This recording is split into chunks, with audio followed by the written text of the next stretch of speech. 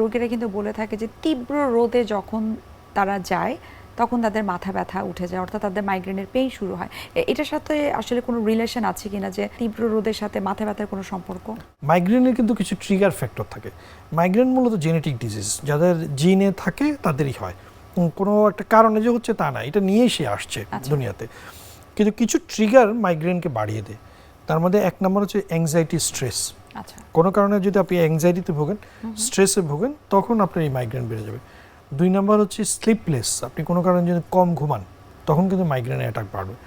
3 নম্বর হচ্ছে কি আপনি কোনো কারণে তীব্র শব্দ, তীব্র লাইট, যেটা আপনি বলছেন যে রোদে থাকলে, রোদে তো অনেক লাইট থাকে এবং হিউজ সাউন্ড, এবং অনেকক্ষণ ধরে না খেয়ে থাকলে তখন কিন্তু মাইগ্রেনের অ্যাটাক হয়।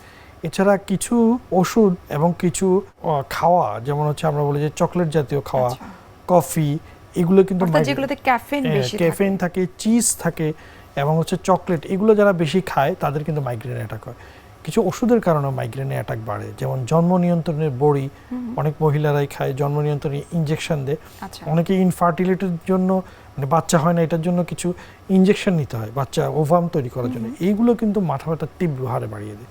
তো মাইগ্রেন আপনার জিন থেকে থাকতে হবে, কিন্তু এই ফ্যাক্টরগুলো আপনার মাইগ্রেনের অ্যাটাকটাকে বাড়িয়ে দেবে। যারা জন্ম নিয়ন্ত্রণের পিল খেয়ে থাকে তাদেরও মাইগ্রেনের পেইন হতে পারে। এক্ষেত্রে কি যারা এই পিলটা নিচ্ছে তারা কি আসলে এই বিষয়ে অবগত থাকে, অথবা যে ডক্টর তাকে সাজেস্ট করছে তারা কি এটা কি আগে থেকে ইনফর্ম করে থাকে যে এটার কারণে আসলে মাইগ্রেনের পেইন হতে পারে?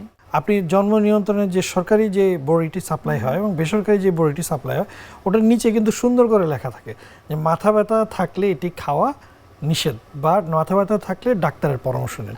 ওই সিগারেটের প্যাকেটের নিচে যেরকম লেখা থাকে, প্রতিটা জন্ম নিয়ন্ত্রণ ওষুধ এবং ইনজেকশনের নিচে লেখা থাকে, কেউ আমরা এটা পড়ি না। আসল সত্য হচ্ছে যে যাদের মাইগ্রেন থাকে তারা জন্ম বিরতিকরণ হরমোন কন্টেনিং কোনো পিল এবং ইনজেকশন সে নিতে পারবে না, এতে তার তীব্র মাথা ব্যথা বাড়বে। কিন্তু এখন প্রবলেম হচ্ছে সামাজিক কারণে আমাদের দেশের পুরুষরা জন্ম নিয়ন্ত্রণের যে মাধ্যমগুলো এগুলো ইউজ করতে চায় না, সেটা মেনটেন করতে চায় না। সেই জন্য সব দায়িত্ব যেন মহিলাদের উপর গিয়ে পড়ে। সে তার মাথা ব্যথা জেনেও এবং সমস্যা আছে জেনেও এটা খায়। যারা রেগুলার কমপ্লেন করে থাকা ব্যথা হচ্ছে বা মাইগ্রেন রিলেটেড কোনো প্রবলেম তার হচ্ছে, এক্ষেত্রে যখন তারা ডাক্তারের কাছে যায় বা আপনাদের কাছে আসেন, তখন প্রাথমিকভাবে আপনারা কোন কোন ধরনের টেস্ট করতে দেন? মাইগ্রেন একটি ক্লিনিক্যাল ডিজিজ, মানে এটা রোগীর হিস্ট্রি, রোগীকে এক্সামিনেশন করে আপনাকে ডায়াগনোসিস করতে হবে। পরীক্ষা নিরীক্ষার গুরুত্ব আসলে মাইগ্রেন ডায়াগনোসিসে খুব কম। কিন্তু হয় কি, মাইগ্রেনের মতোই কিন্তু অনেকগুলো রোগ আছে, যেমন ব্রেইনে রক্তনালীর কিছু চাকা থাকে, এভিএম বলি আমরা, এটির যে মাথা ব্যথাটা এটা একদম মাইগ্রেনের মতোই। আবার অনেক সময় ব্রেইন টিউমারও কিন্তু মাইগ্রেনের মতো করেই ব্যথা আসে। এই জন্য অন্য কোনো রোগ আছে কিনা সেটা ডায়াগনোসিস করার জন্য আমরা মূলত পরীক্ষা করি। মাইগ্রেন ডায়াগনোসিস করার কিন্তু আমরা জন্য পরীক্ষা করি না।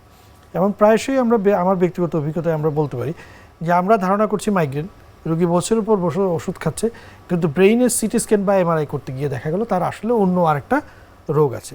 তাহলে মাইগ্রেন রোগীর কিন্তু ব্রেইনের সিটি স্ক্যান এবং এমআরআই কিন্তু নর্মাল আসবে। রোগীরা অনেক সময় প্রশ্ন করে যে স্যার আমার এত তীব্র মাথা ব্যথা, কিন্তু সিটি স্ক্যান এবং এমআরআই তো একদম নর্মাল। মাইগ্রেন কিন্তু ব্রেইনের কাজের সমস্যা, ব্রেইনের স্ট্রাকচার কোনো প্রবলেম না। আর সিটি স্ক্যান এবং এমআরআইটা, নিউরো ইমেজিংটা আমরা করব অন্য কোনো খারাপ রোগ আছে কিনা, যেটার প্রেজেন্টেশনটা মাইগ্রেনের মতো, বা আমার ডায়াগনোসিসটা এস্টাবলিশ করার জন্য আমি কতদিন তাকে ওষুধ দিব, কিভাবে ওষুধ কমাবো, এইটাই এস্টাবলিশ করার জন্য আমরা একটা সিটি স্ক্যান বা এমআরআই।